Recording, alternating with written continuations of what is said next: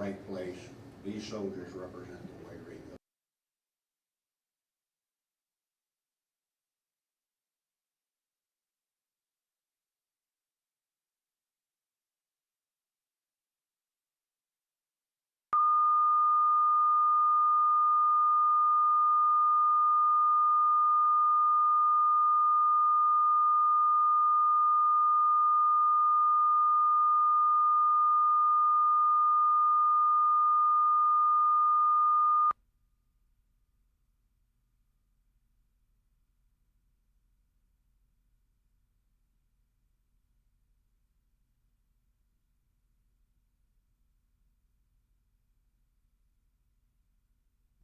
Is that what the New York Times reported on today?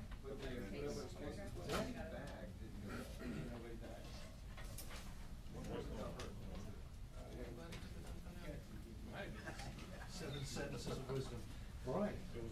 I mean, all that stuff is damning.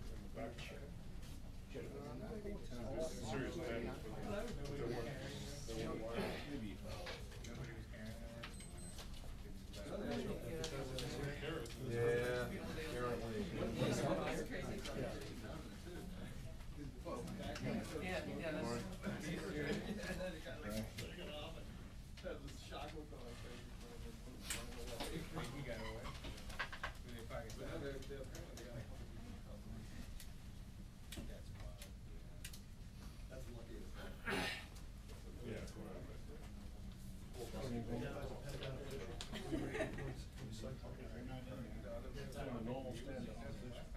A long time Pentagon observer. Same group.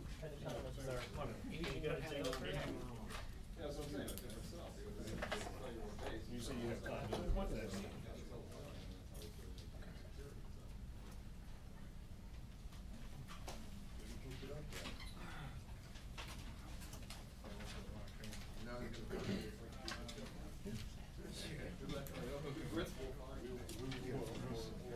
I'll give it a copy. This is how you do it right.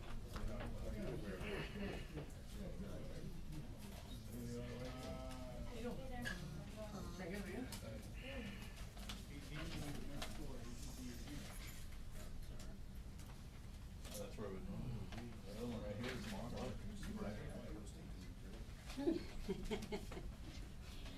I'm working on my move to Mount Pleasant. Everybody in my household speaks Spanish except me.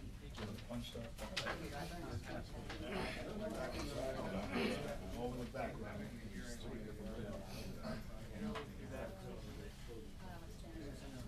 English pub and now everybody's on it. I took German, which we are now got a Sunday. Because they closed the gas. They kept the two going. Hopefully the Bulgarian's supposed to be the hardest on you. Yeah. Well, it's pretty hard so far.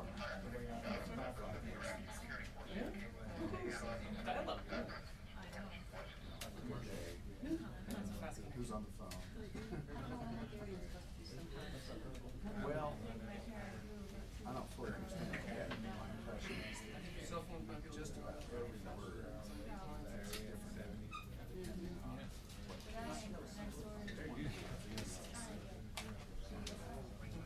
You know, so you know when you read, let's see, it says in the book that even if they shelter,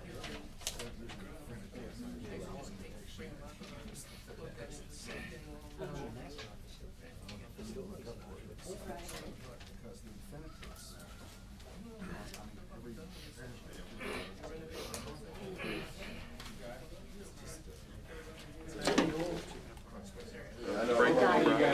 Really? well, I would think, I don't think we could. 12 million. So you, sorry you're not traveling? No. I did, Actually, the last 2 years. Did you? Oh, no, Toby did. only here because of the renovating that whole thing. Right. And again, it's like, it's like a hospital. That's right. At least you're.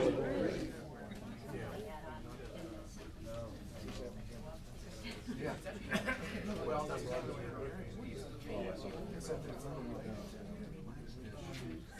I mean,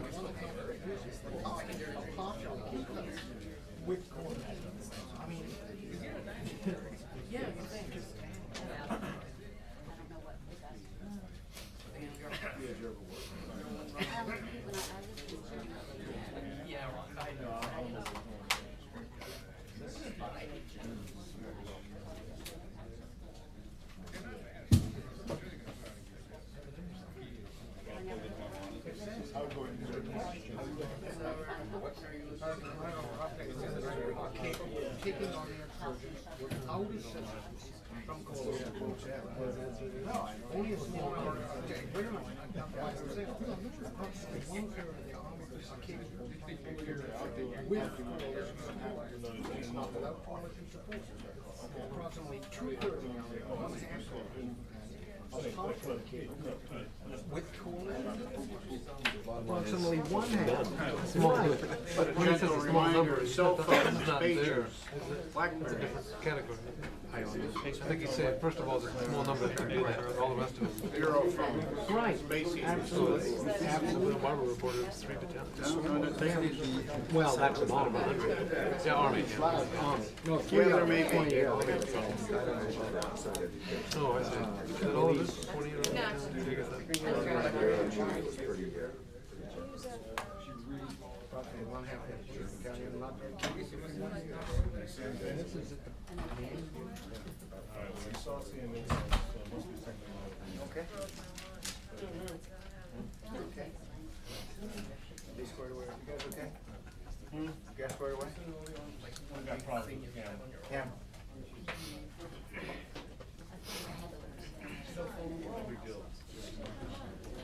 True, yeah.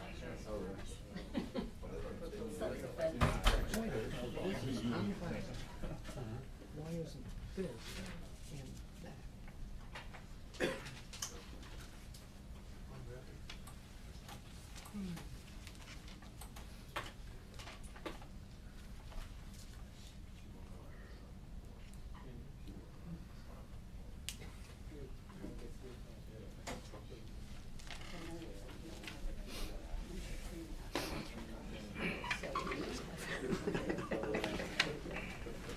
Good luck.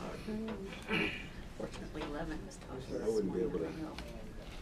How was it? Story on this in the paper. 11. How dumb it is, but I read my comments today. I didn't bring my. What was it about? Did 11 had a thing about the authorization bill? This morning, like 11 on the Hill with Reed, I think. That's what I just said. It's just weird. Well, it was 6 p.m. one day. 6 p.m. Bishkek. Hang at the beginning spot. Lovely down there. What time? And then there's the Pentagon, the China. So it's really not a bad way to start. Oh, it's not a bad way to start at all, because you have the evening. I could be stumbling all day long. I did a You know, series. that's not bad. And I did some. Yeah, he's got, yeah. And then I'm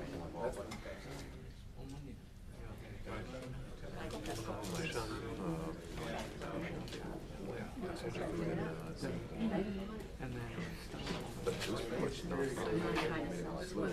spend Wednesday and background for all the kind of stuff. To his plane? Go to the. They were close to me. Could be worse. Could be worse. Oh.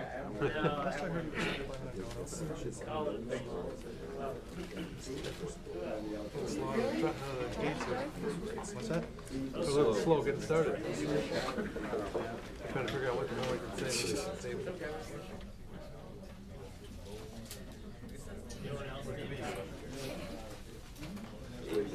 Classified annex? No, we only gave that to CNN. I got one. That was a joke. Joke signal. 1, 2, 3. I'll get you, Ricky. God, you're already asking questions? We haven't even started. Thanks for coming today. We do have, unfortunately, a fairly tight time frame because we have 2 briefers today who are spending time on the Hill and have to go back. So I think you can appreciate our desire to get you the information you're looking for. You don't appreciate it, Charlie?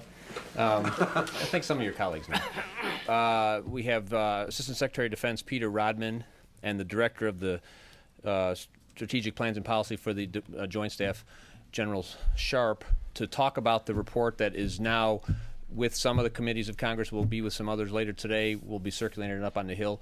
I must say we're going to talk about this topic and only this topic, and I know there's other news of the day, but that's all they're prepared to talk about today. And I do apologize that they're on a very tight time frame. They'll have some comments, be able to take a couple of questions, and then we'll have to let them get back up to the Hill. So with that, I'll turn it over to these 2 gentlemen. Thanks, sir. Thanks, Larry. Good. We call this the Iraq Metrics Report. The recent supplemental appropriations bill asked DoD to report every 90 days on ways of measuring progress in Iraq, in the political field, economic field, and the security field. I just want to make a couple points first. Metrics is something we do ourselves. As you know, Secretary Rumsfeld is passionate about metrics. It's a management tool. Long before Congress asked us for this report, we have been doing our best to apply rigorous standards of performance, particularly in the field of training Iraqi forces. So we have done this ourselves, and we think it's a good thing to do. And we think it's perfectly appropriate that Congress asked us to share some of this with them and with the public. Secondly, we've told the Congress that precisely because these are things we do ourselves, we reserve the right to improve them, to revise them in future reports. Secretary Rumsfeld is always looking at slides or charts or briefs and saying, this doesn't tell me what I want. Let's do this better. Let's find a better way to measure. So we are constantly trying to improve the quality of our own standards and our ways of measuring and monitoring things. And so we've told the Congress that future reports might vary a little bit, and they understood that. Let me say a word briefly about the political and economic areas, and General Sharp will discuss the security dimension. It's important that the political dimension is covered in this report because, in an important sense, the strategic prize in Iraq is this political process. If you look at it from the bad guys' perspective, and what are their metrics? I think their strategic objective is to derail this political process. That's what they're trying to do, and the fact that they have failed, with repeated, violence to derail or slow down or disrupt the political process is an important indicator of their failure. And I think this is a key dimension to watch. And the metrics are, of course, the timeline, the schedule of political developments that we're looking for the rest of this year, the drafting of the Constitution, which we hope will be done by August 15th. That's their deadline. A national referendum on October 15th on a new Constitution. If the Constitution is approved, new elections around December 15th. So this is the momentum that we hope to continue. We hope to see this succeed. It will continue the momentum of what we all saw on January 30th. And I think that is a crucial indicator of whose strategy is succeeding. On the economic side, the report has a lot of economic indicators. I think you're familiar with the basic situation. It's a mixed picture. Unemployment is high. There are a lot of obstacles to increasing electricity and oil production and so forth. And the report has a lot of that information. But we think there's some positive news as well. We see business formation. We see a lot of economic activity as we see the beginnings of of a modern market economy. The electricity actually has met the targets that we had set for this period. Unfortunately, demand is high. It's high because it's summer. Demand is high, of course, because again, as the economy starts to get off the ground, that itself demands electricity. So that's an issue, and the security situation is clearly a factor in that element. And it's equally true of the oil industry, which is an important revenue earner. Of course, they benefit from the high price of oil, but it's an important sector for that economy, and there are clearly some problems. So the report in the economic area lays out some of the basic facts, good news, bad news, because these are obviously relevant to progress. So with that, let me turn it over to General Sharp to talk about the security picture. Thanks, Peter. The report basically lays out in the security sector 3 different parts that are in the report. The first talks a little bit about the insurgency, how they are doing, the effectiveness of that. The second talks about the rule of law, how the court system is doing. And then the third part of it is how the Iraqi security forces are doing it. So let me give you a couple snippets that are out of the report for each one of those different sections as we go through. First off, on how the insurgents are doing. Along with in the report where it talks attacks, we also have to remember, I think, that one of the measures of Iraqi security force or the Iraqi insurgent capability is what is it doing to the people? What is it doing to the people's will within the country? And I think we are clearly seeing from polls out there that the Iraqi people themselves are saying we're not going to let the insurgents take us off mark. They proved that in the elections last January. They proved that in all the polls that we have seen so far is they want a constitution to come out, and they want to vote on that constitution, and they want to vote in December as they go out. So their will is there, and the insurgents have not broken their will. Secondly, if you look at the polls for the Iraqi security forces, what do the people think of their capabilities? They've always been high, had confidence in Iraqi security forces, and they are continuing to get even higher. They see the Iraqi security forces out there in great numbers in the attack against insurgents, trying to protect them across the board. When you look specifically at attacks, it lays it out in the report over time what have been the number of attacks, average weekly attacks out there.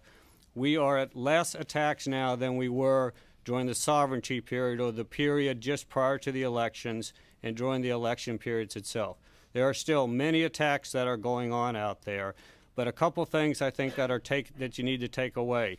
First off, they are focused in 4 provinces. This is not widespread across the country.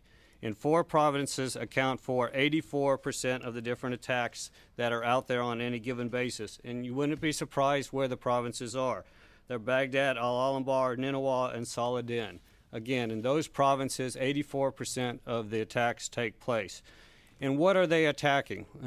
I think that what we have seen is a shift in the insurgents from attacking coalition forces to now realizing that they've got to go to softer targets. The number of civilian casualties has increased, and that's where they're starting to target right now.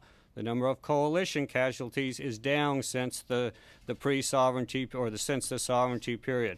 The number against Iraqi security forces is slightly up, but again, that is primarily based upon the number of Iraqi security forces that are out there and actually doing the fight. So it goes across the difference as far as what the insurgents are doing and what their capabilities are. Also talks a little bit about attacks against infrastructure, specifically against oil and electricity infrastructure. And again, the Iraqis are working very hard to help protect their infrastructure out there. And the number of attacks that we are seeing now against infrastructure is significantly less than it was during just prior to the election period that's out there. Next part talks a little bit about rule of law and cites that the Iraqi Central Criminal Court of Iraq is holding trials. Cites the fact that over 300 cases have been tried with over 353 convictions. Again, some cases have more than one individual in it. Talks a little bit about the Iraqi Special Tribunal and then the fact of our FBI assistance in helping them investigate terrorist acts. Then the third part of it is it talks about Iraqi security forces and the capabilities that are, or the amount of Iraqi security forces that are out there.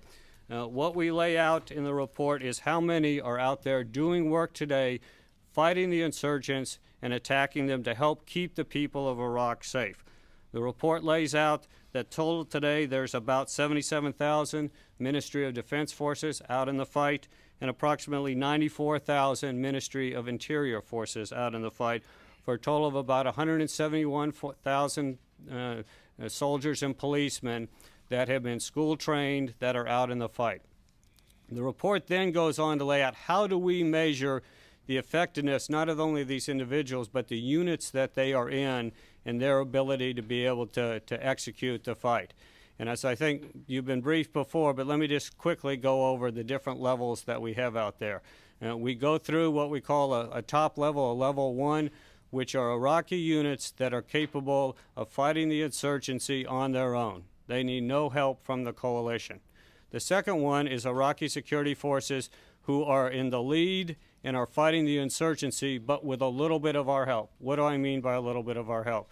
They may call for medevac, they may call for some artillery or for some close air support, but they are doing the planning, the executing, and operating against the insurgency out there. The third category are those units that again are in the fight, but we are helping them significantly. But every one of the soldiers in those battalions are in the fight. We may be helping them with planning. We may be embedding them with our units out there that really try to be able to get at the insurgents. We may be mentoring them. But again, it doesn't mean they're off to the sideline.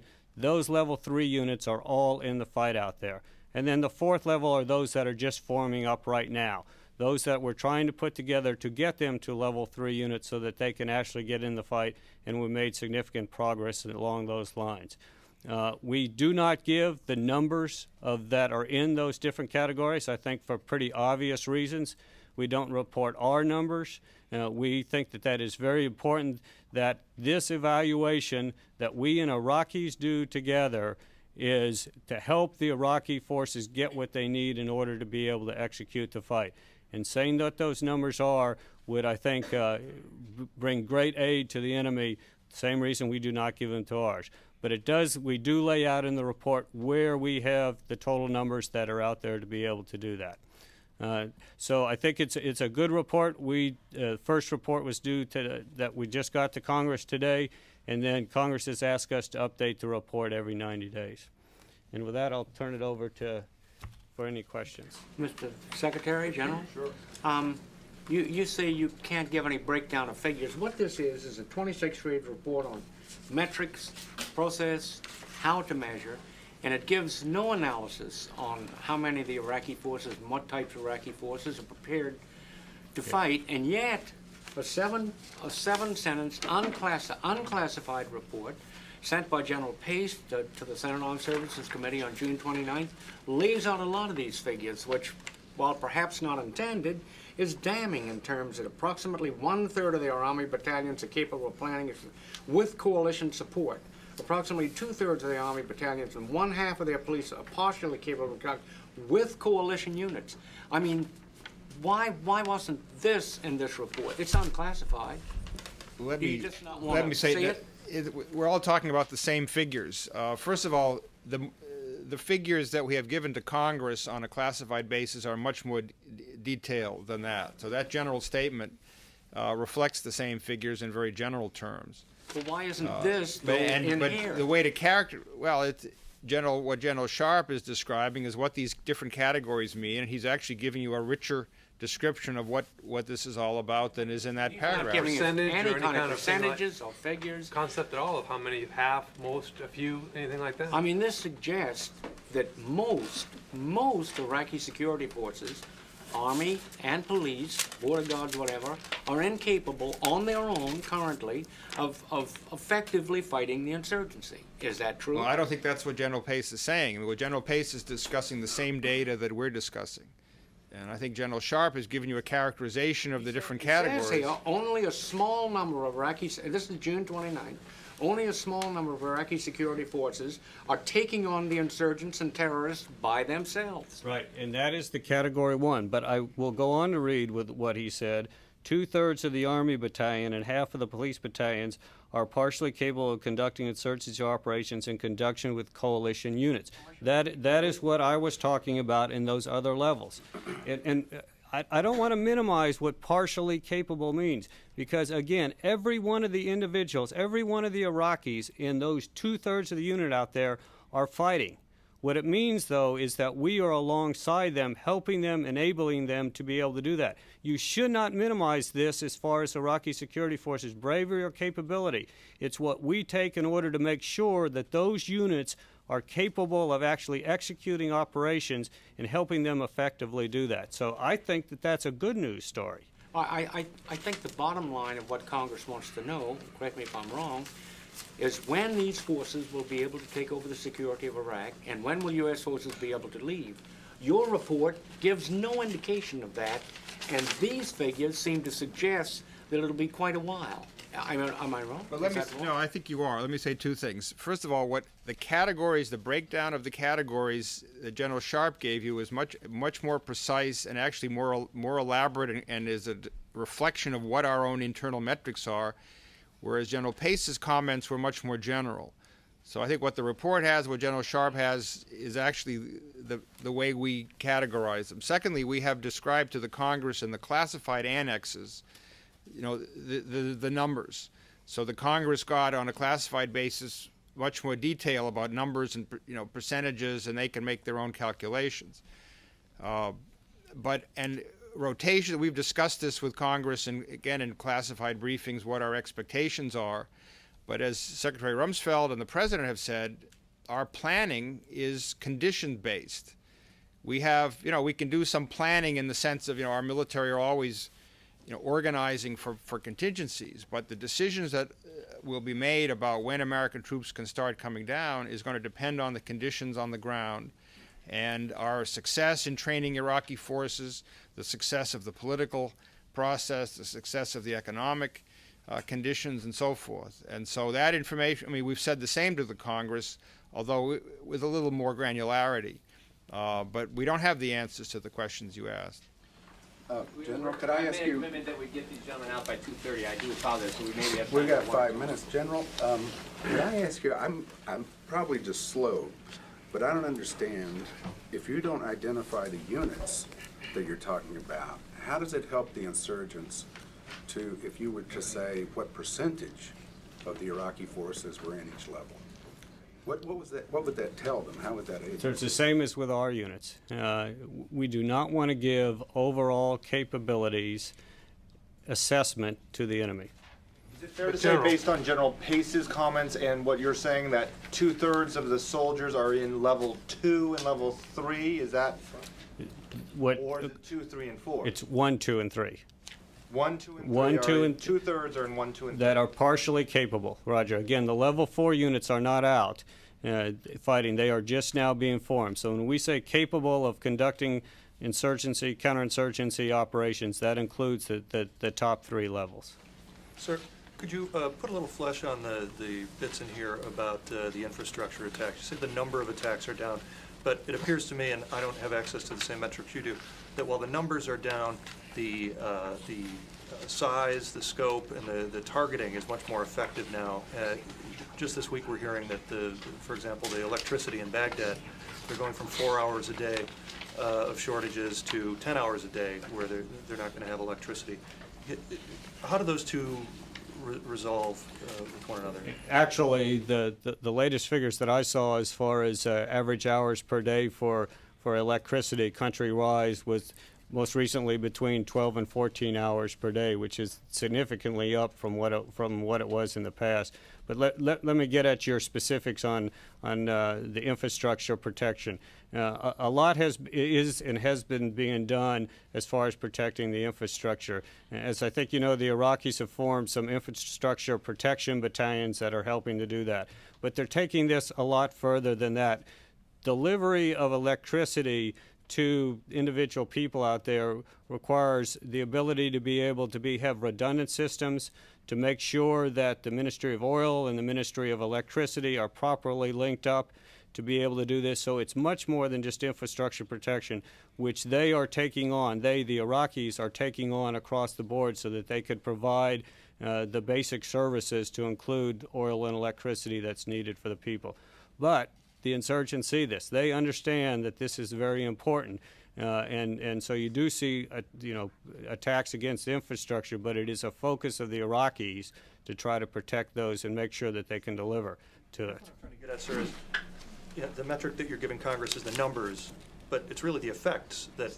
What are the effects? I mean, the effectiveness of the insurgents, has that gone down, up? Is it static? I think the effectiveness, as I said when I first started talking, is they are being forced to shift to easier, softer targets. That's why you see more civilian casualties. Could you tell us, I understand that the withdrawal of, it's going to be good, the withdrawal of U.S. troops is conditions-based, and you have metrics now where you're looking at those conditions. What is the tipping point in the metrics? Where do Iraqi security forces need to be? 50% of them capable of independent operations, 100% of them capable? Where do those need to be in order for a significant reduction of U.S. troops?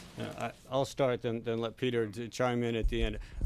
There's a lot of conditions, and it's not just the Iraqi security forces' capability out there.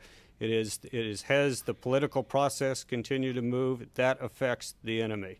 Has the electricity, has the infrastructure, the basic needs that the people have, have they continued to progress with that? How is the economy? All of those affect both the insurgency and the conditions that we need to be able to have on the ground.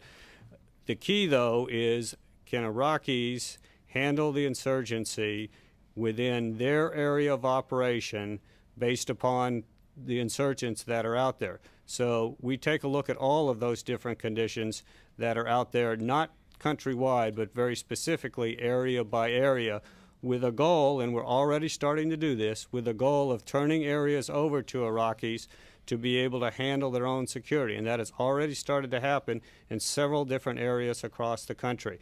And the last thing I'll say on it is keep in mind this is really coalition working with Iraqis to establish what those conditions are. We are not going to unilaterally do that. We don't do that just in the United States. We don't just do it with a coalition. The Iraqis and us are working together on this to determine what conditions need to be met in areas with their goal of taking over control and responsibility for security in their area.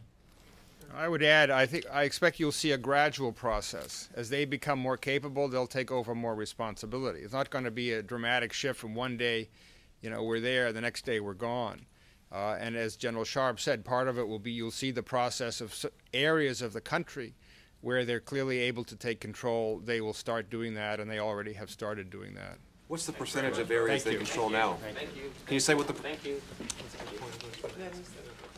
Let me just make one or two some housekeeping points. Can we ask you a few follow-up questions on this subject? I doubt I'm as knowledgeable as they are, but I'll try. But you're here. But I am here. I'm available. I'm easy. The one or two things. There was some comments or some announcements made earlier in the day about elevated security here at the Pentagon, and I want to be very clear that these are precautionary measures. There are certainly no specific threats that anybody's aware of. It's more or less just increased vigilance by the Pentagon Force Protection Agency, as one might expect, given events of the day. So I wouldn't want anybody to read more into that than they might otherwise. And I'll try and do one or two if that would be helpful to you. Larry, what is it that... I've had the Secretary out 3 times this week. Why is it You that guys know only this, half of the Iraqi police are capable and only 2/3 of the other security forces? Why is that year on into the training? We've talked a lot about how each of these forces, we're working with the ministries. Each of these force groups are controlled by one ministry or another, and the challenges that they face are not the same. The Iraqi army faces a different set of challenges than the Facilities Protection Service, which faces a different set than the police. And it's just, it's based, as is everything else we've been talking about, on the conditions, and the conditions are different, and so one shouldn't expect that they'd all be at the same level because the conditions that they're facing aren't at the same level. Is there an inherent... One point I want to really emphasize is the last point that they made. We're not measuring yet. At some point we may well. how much of Iraq has been turned over to Iraqi security forces, but we have had instances that we've talked about, that General Toledo, for example, talked last week up in his area of responsibility, that they've turned a couple of areas in the Salahuddin province over to Iraqi security forces. We had the Diwania area was turned over from the El Salvador unit to an Iraqi battalion. So that's beginning to happen, and that's not by itself one of the metrics, but it's one of the things we're observing. So there's some subjective aspects to this, and we're doing our best to make it objective. I have time for maybe one more. Larry, very few, there's 170,000 troops out there. There's been very few. 171,300, I believe. Sorry, thank you. There have been very few sort of squad-on-squad fights because of the nature of this battle, which is done with roadside bombs. How do you know with any sort of precision what group the Iraqi police and soldiers fall into? How do you really know if they're level 1 or level 2 or level 3? They're not really battle tested. Well, it's an interesting question, because it's the same thing like the Secretary spoke about yesterday with respect to our own units. You measure things that you can measure, but then there's the immeasurables that really tell you what's the esprit, what's the ability to, how's the chain of command look. Those are things that are hard to measure, and over time and as they get more tested, I think both the Iraqi commanders and U.S. commanders, coalition commanders, will have varying degrees of confidence in individual units, regardless of what the metric says. In other words, a unit that is only partially equipped but has been in a lot of combat action, even if it's with coalition forces, may in the end be a more ready unit than a unit that has 100% equipment, can operate entirely without the coalition, but has never seen combat. So there is some subjectivity to this. That's the caution that the Secretary tried to make yesterday, is you do your best to identify what you want to measure, but then there's judgment, and that's what military commanders do all the time, is make judgments about how good individual units are. And I think that's how this will, when you say what's the tipping point to a previous question, it'll be based at least as much on the judgment of individual commanders as it will be on our ability to measure these numbers. Let's make this the last one. I got to go. Is it true that only 3 of 28 Iraqi Army battalions are now prepared to operate independently? I don't know. I don't know where you got that number from. I just don't know. Thanks a lot, folks. Thank you. I hope that was helpful.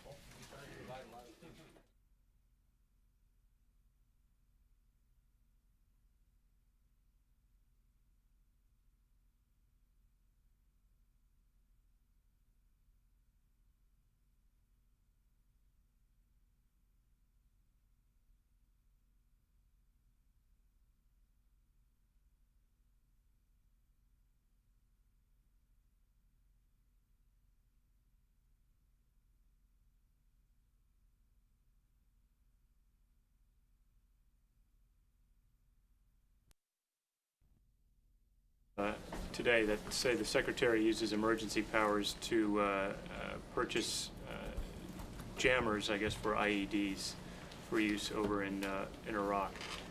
Did he do that? And can you tell us how much was spent? I'll tell you, I'll have to come back to. We'll get you the information on it, because offhand I don't know. And if it was in the paper, it must be true. But I always like to check these things just to be sure. I don't know. I saw the same report, and I'm just not prepared to answer it. And we'll provide the information. Brett. General, talking about Zarqawi and his tactics, you say that that letter was encouraging to you, yet there seem to be more and more suicide bombers. 3 today, seems to be an increase recently. Is that a finite number? Where are these people coming from? It was thought that Iraqis really wouldn't be suicide bombers. Obviously, he's recruiting from somewhere. That's a question that our intelligence people are dealing with as we speak, because you're right. In the last probably 10 days, 2 weeks, we have seen an increase in the number of VBIEDs and suicide VBIEDs as a part of that. But I'm not sure that we know that they're Iraqis that are doing it. I mean, you kind of asserted that they are. The general assumption is that Iraqis would not. I see. And it may still be the case. We don't know whether these are Iraqis. Gets to the issue that the intelligence people are asking themselves when we're looking at the forensics. Are all of these people foreign fighters, such as we have seen at least be the tendency in the past? Is there some possibility that Iraqis are being forced into that condition by virtue of the fact that someone has got their family, 20 miles away? We do have some indication that we're seeing more remote detonation of some of the suicide bombers than we've had in the past. So we're asking ourselves, what's all that mean? And we don't have the answers yet. But suicide bombers and somebody else is detonating? There has been some. And remember, in one of the tragic indicators is that it's obviously very easy to kill women and children, and that's what's happening in larger and larger numbers. It's obviously, I think it gets to this question of how much longer will Iraqis, well, we're seeing it already. Iraqis are coming forward more and more because this is clearly something that's starting to become very clear is contrary to the vast majority of Iraqis. But we got time for maybe one or two. I'll come back to you, Mike. Going back to that end, is there any sense of, you were over in Fallujah for a while, is there any sense what's coming across the Syrian border? Is there an influx of foreign fighters coming in now, or is there just a pool of foreign fighters that have been in Iraq for a while, sleepers or whatever that we're seeing? I don't think we know the answer to that for sure. We have tried to gauge the percent of the insurgency that is represented by foreign fighters. We do know that some of the insurgent websites have called this the Jihad Super Bowl, if you will, and now's the time to come fight and try to kick the Americans out of the region. How much people are responding to that, we're just not certain at this point, but we continue to seek that answer. We know that the border remains very porous. I mean, there's no question. Yeah. Just follow up on that. Are the Iraqis and U.S. military having success on tightening the western border as of late? We think so. It's still porous. I mean, you can go 5 kilometers either direction and have just as good an avenue of approach as you do down the roadway, unfortunately, in that region. And it's traditionally an area where smuggler routes and that type of thing, if you fly over the ground, it's just a network. It's a spider web of routes that lead you virtually any place you want to go. So it's very difficult to close it down completely. But we do have some technological means at the border check stations and those types of things that have helped us to gauge what's inside some of the larger vehicles and that type of thing that we think are helping. Maybe the last. Well, you asked one already, Ivan. Hand down. I've got a quick follow-up. General, I'd actually like to ask you a question about military transformation, if I could. As someone who has actually has experience in Iraq in combat operations, I'm wondering if how you see the relationship between the joint operating concepts that are being developed and being propagated throughout the force and what's actually happening on the ground in Iraq, if you see any contrast or how they function or anything like that. My personal view is that jointness is almost passé now. It is a way of life. And as a classic example, in Ramadi, we had a Marine battalion working for an Army brigade commander who worked for a Marine division commander who worked for me, and I worked for an Army 3-star. So it is infiltrated up and down the chain of command. We still have some work to do on interoperability in terms of the equipment meshing and some of that type of thing. But the concepts are there. And you're going to see soon Army soldiers wearing a 1st Marine Division or a 2nd Marine Division patch that represents their battle patch. And I think that'll be very symbolic of this whole idea of jointness. Last question, Alan. General, what's your impression of the recent increase in the number and severity of the bombings in Iraq? Is this, can you say whether it's a new trend and what extra steps are being taken to fight it? And can you say a little more about those remote detonated suicide, or does that make it not a suicide bombing? How many of them are there, and what more can you tell us about it? We have seen the increase. Again, we don't know at this point what it means. We don't think that it can be sustained because of the increase of what we have seen recently. But again, that is a premier question for our intelligence officers, and they're working the issue hard. We have seen some instances, I can't put a figure on it, and I guess I really wouldn't, but we have seen some instances where an individual has obviously been detonated from afar. He has not pulled the cord or done the self-detonation thing, and there's at least one instance of a foreigner, I think a Saudi, who indicated that he was asked to drive a truck to some location. He stopped, got out of the truck, and it was blown up. He didn't do it. And he felt a little deceived that perhaps he was meant to go up with the truck. So those things happen, and we're asking ourselves, what does it mean? Is it a different tactic that we're going to see employed more and more? What's the impact on our forces?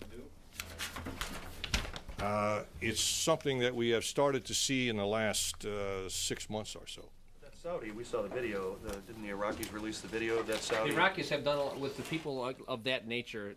they've captured, they've put a lot of them on television, released a lot of the video, and we have seen some of this before. So in that sense, it's not new. Thank you very much.